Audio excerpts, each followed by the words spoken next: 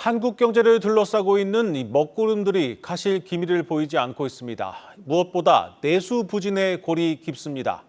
내년에도 내수가 회복될 가능성이 낮다는 전망이 지배적인 가운데 이 내수를 살리기 위해서 모든 방법을 동원해야 한다는 목소리가 커지고 있습니다.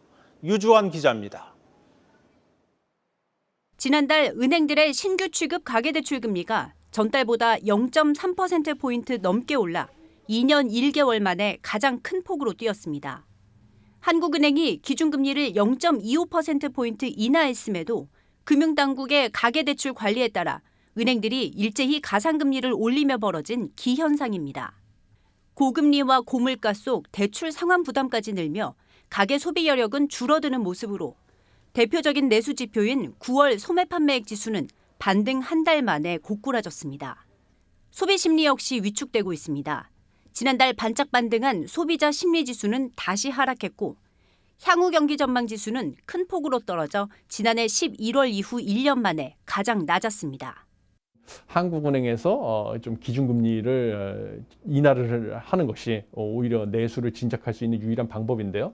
원달러 환율 같은 경우는 한국은행에서 기준금리를 동결한다고 해도 사실 추세적으로 상승하는 거 막을 수가 없고요. 가계대출 같은 경우도 사실 정부가 금융당국이 대출 규제 정책을 활용해서 억제하는 것이 기준금리를 동결하는 것보다는 더 효과적인 정책 대응 방법이다라는 것.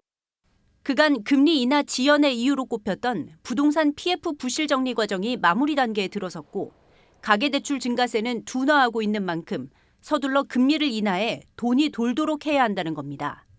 또 당장 돈이 도는 것도 중요하지만 돈이 도는 구조가 되도록 체질을 개선해야 한다는 진단도 있습니다. 고령화 저출산 때문에 생산 연령 인구가 줄어들고 있는 상황이기 때문에 우리가 구조적으로 대화할 필요가 있고요. 그다음에 이제 수출 경쟁력을 확보해서 우리나라의 물건은 비싸게 팔고 수입하는 물건은 싸게 들여올 수 있다면 내수는 활성화가 됩니다. 우리나라도 법인들, 기업들이 활동할 수 있도록 법인세를 낮춰주는 일을 해야 되는 것이고 그를 통해서 국제 경쟁을 딱 같이 올려줘야지만 우리 경제가 산다. 향후 트럼프 행정부의 관세 노동 정책이 본격화하면 고환율 상황이 지속되고 진정된 물가마저 자극할 것으로 우려됩니다. 얼어붙은 내수를 녹여 위기를 견딜 힘을 비축하기 위해 적극 재정으로의 방향 전환도 모색해야 한다는 목소리가 높아지고 있습니다. 한국경제TV 유주환입니다.